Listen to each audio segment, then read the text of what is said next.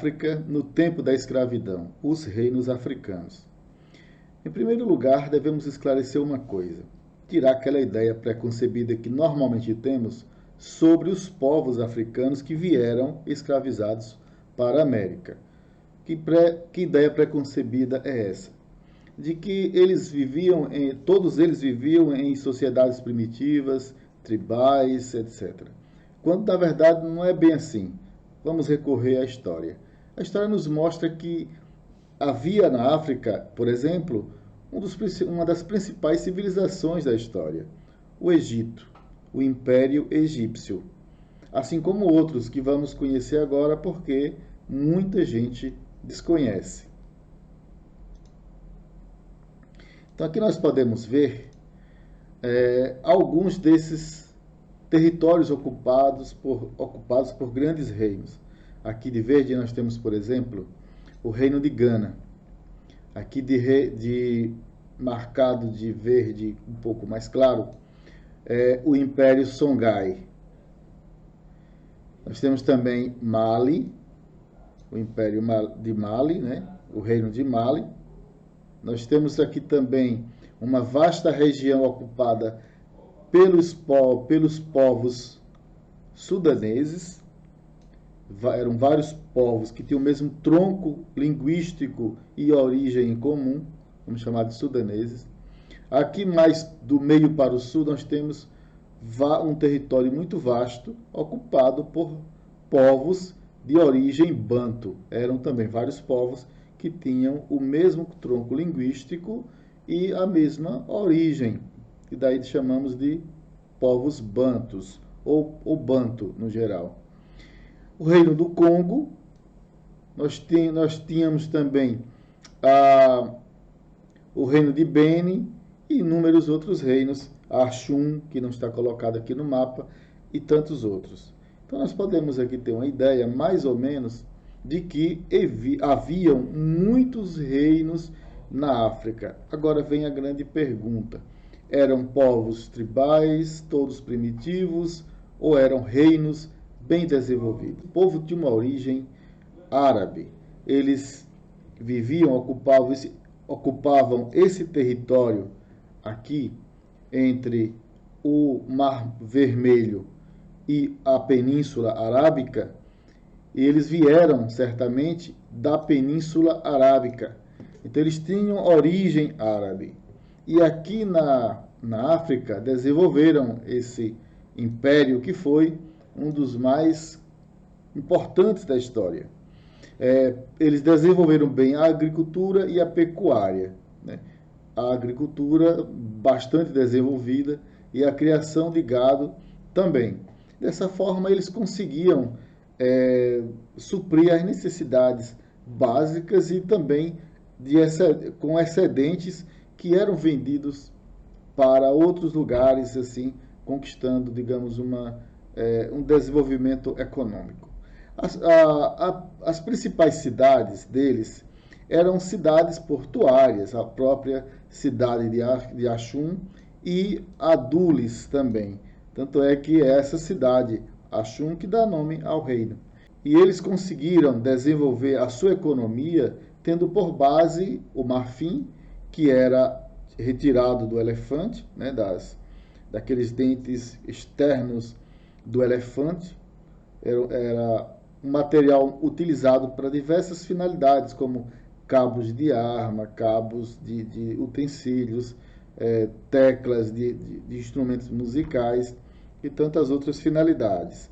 O ouro, todo mundo sabe o que é o ouro, né? Sempre foi e é um dos elementos mais caros da natureza.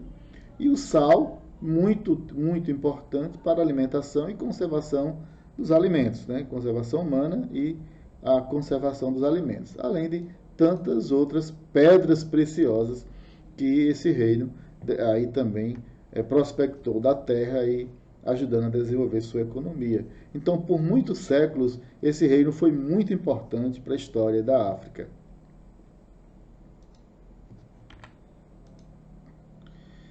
Agora vamos falar de Gana.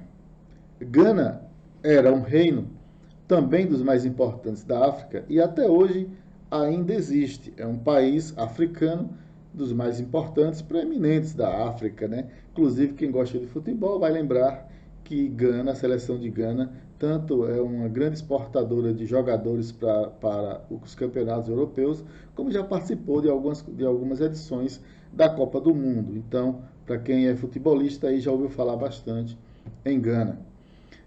O povo que deu origem ao Império de Gana, ou seja, ao Reino de Gana, foi o Soninké, povo Soninké. Também por isso é conhecido como Império Soninké. Eles controlavam uma grande rota de comércio que ficava ao norte, um pouco abaixo da área saariana, que é o maior deserto do mundo. Então, essa rota, esse caminho comercial, ele ia desde o litoral da África, passando para o interior, cortando várias cidades, várias aldeias e se dirigindo e indo na direção do Egito.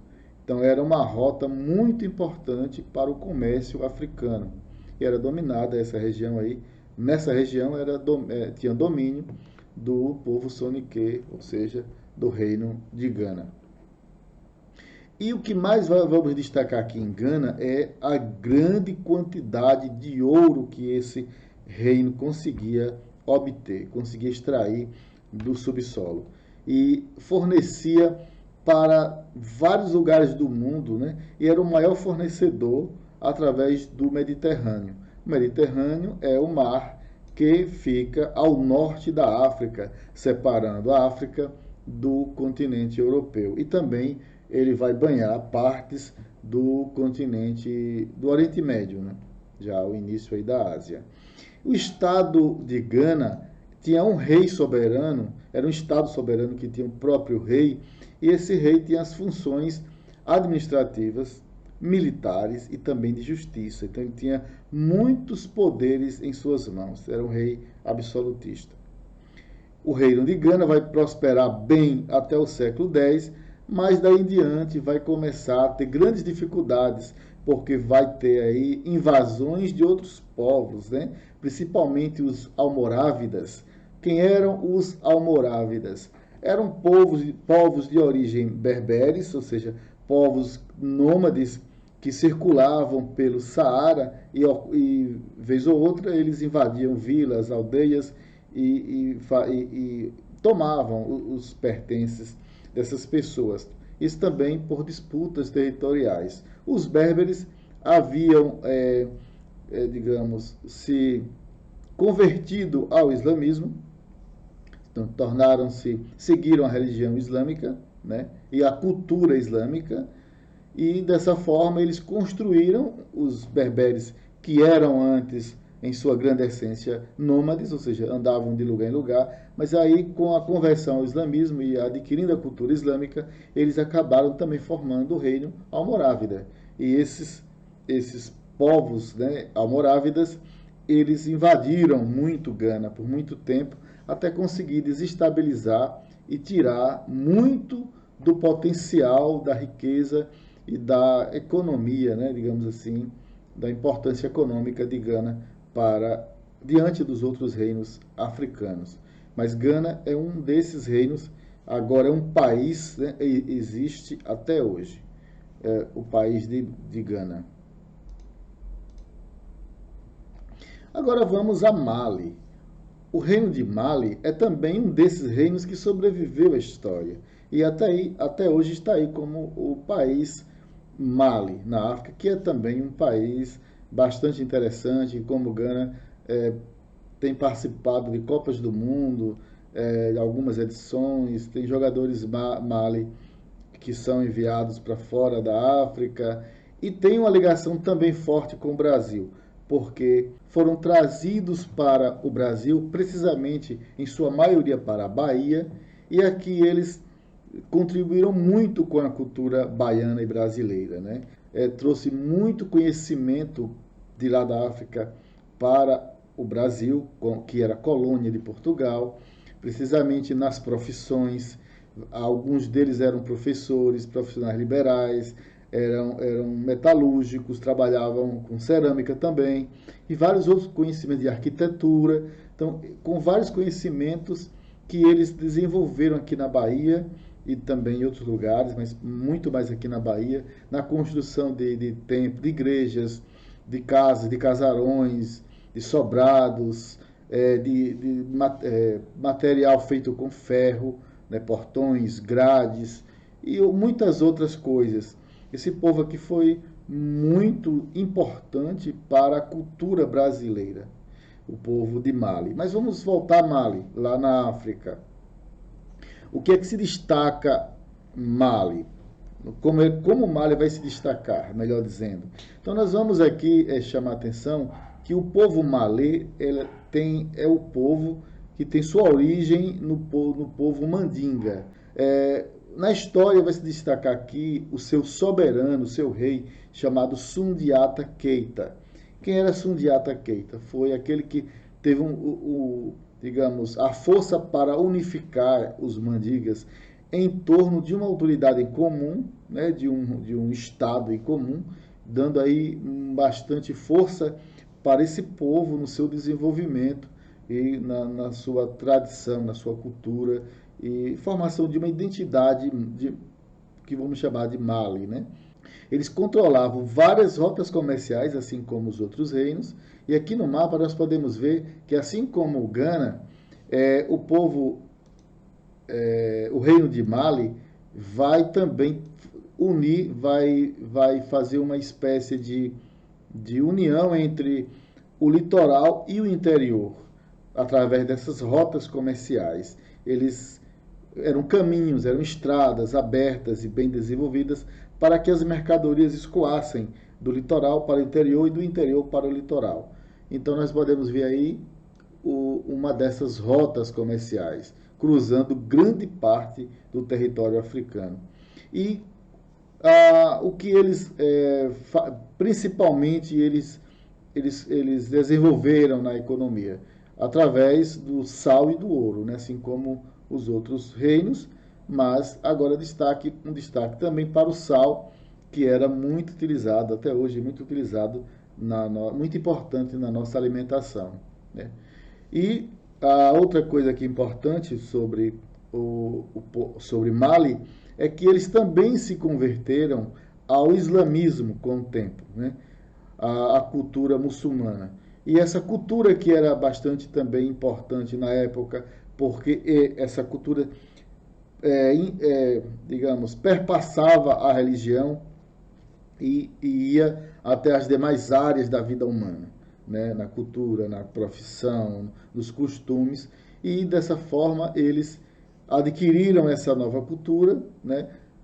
Mas lembrando que, diferentemente de outros lugares, em Mali, houve digamos, uma tolerância maior dos governantes convertidos ao islamismo para com as tradições locais.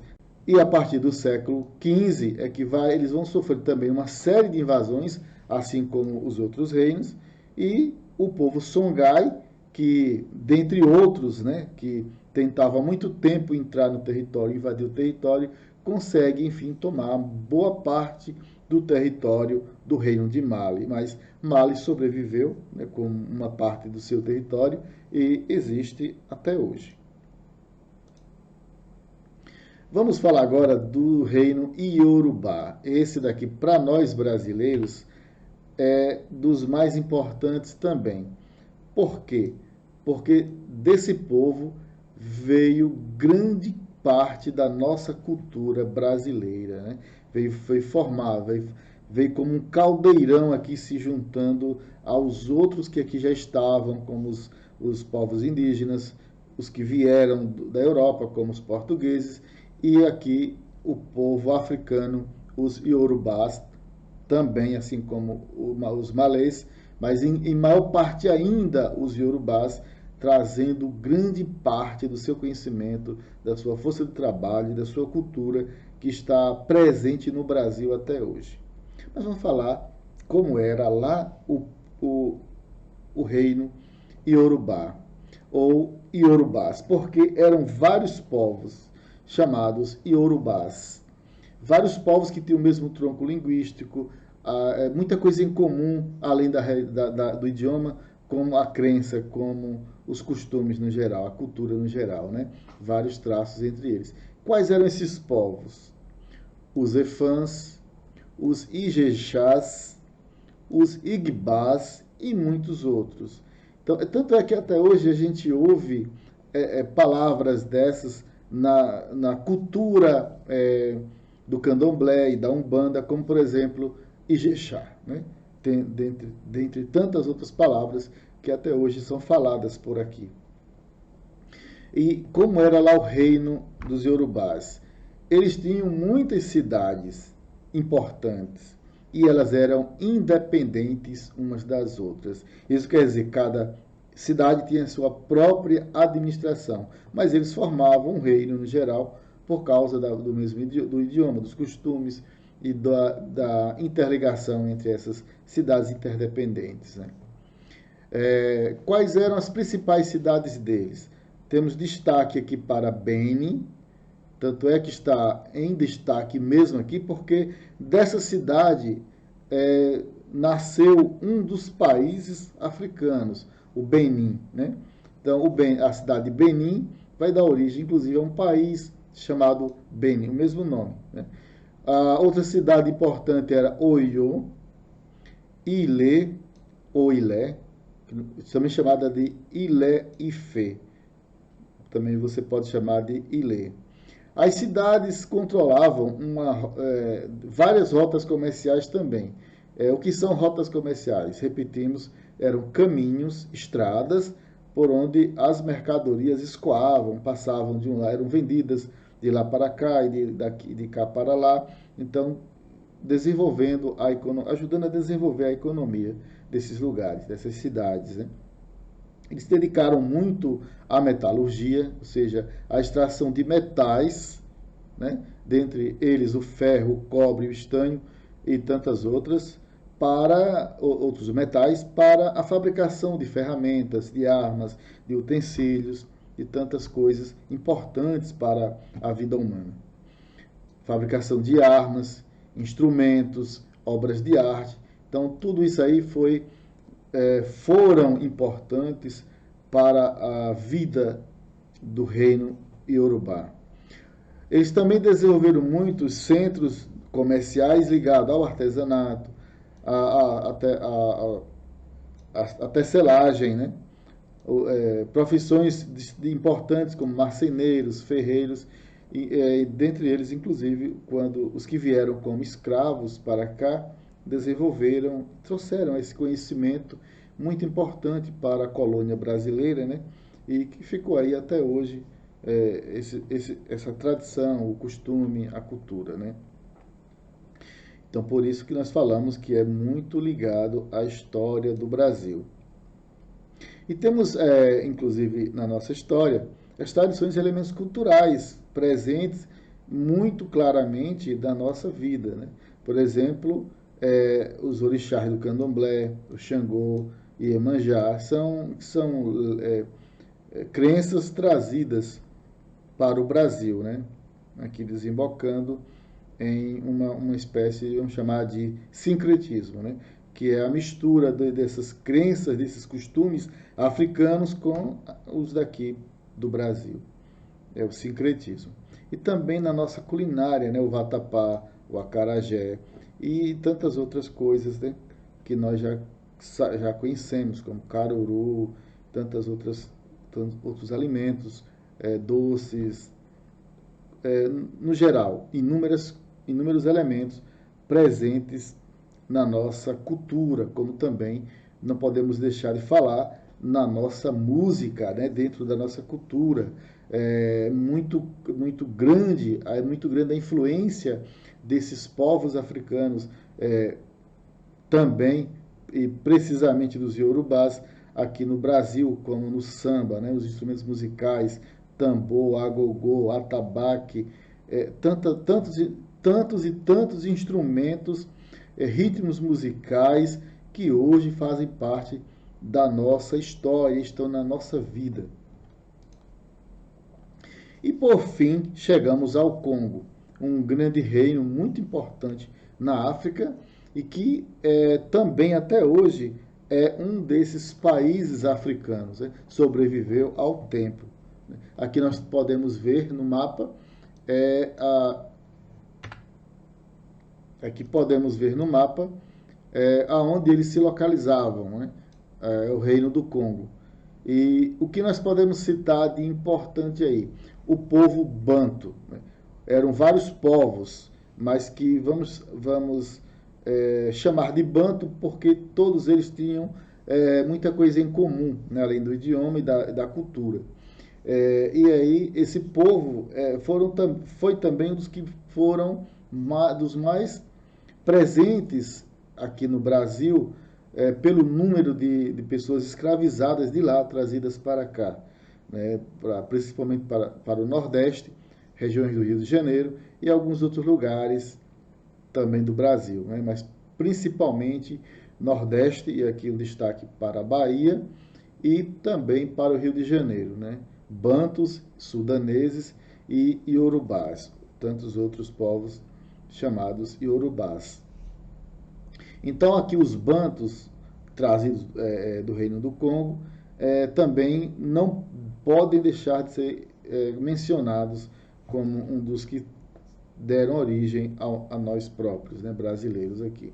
Lá na África, o Reino do Congo, ele vai se desenvolver através, principalmente a sua economia vai se desenvolver através no entorno, digamos assim, do poder do seu rei, que era chamado de Manicongo. Daí o nome Congo, né? Porque Manicongo significa Senhor do Congo. E esse território também chamado Congo, né? Como nós podemos observar. E a cidade do Congo, que era a principal cidade do Congo, que era Mbanza Congo, ela chegou a ter, assim, estima-se que chegou a ter cerca de 100 mil habitantes. E se hoje uma cidade com 100 mil habitantes é considerada uma cidade de grande porte, médio para grande porte, imagina naquele tempo, né, há séculos atrás, era uma cidade considerada muito grande para aquele tempo. E o Reino do Congo se expande militarmente e conquista aí em um enorme território. Então, daqui, dessa região, ele se desenvolve, conquista muito mais terras aqui para o sul e conquistando esse território vasto, mas enfim, eles não sobreviveram tantos séculos, né? Então, onde eles dominaram, hoje, além do Congo, o país Angola, Zaire e alguns outros, chegando até a África do Sul, né, onde hoje é a África do Sul. Essa região, naquele tempo, era dividida em 6 províncias, ou seja, 6, digamos, territórios. E essas províncias eram administradas por líderes locais, assim, para evitar que houvesse conflito entre eles. E foi o que prosperou por muito tempo, através da divisão em províncias, como você observa hoje os países modernos assim o fazem, né? Os países modernos hoje se dividem em estados, justamente para facilitar a administração.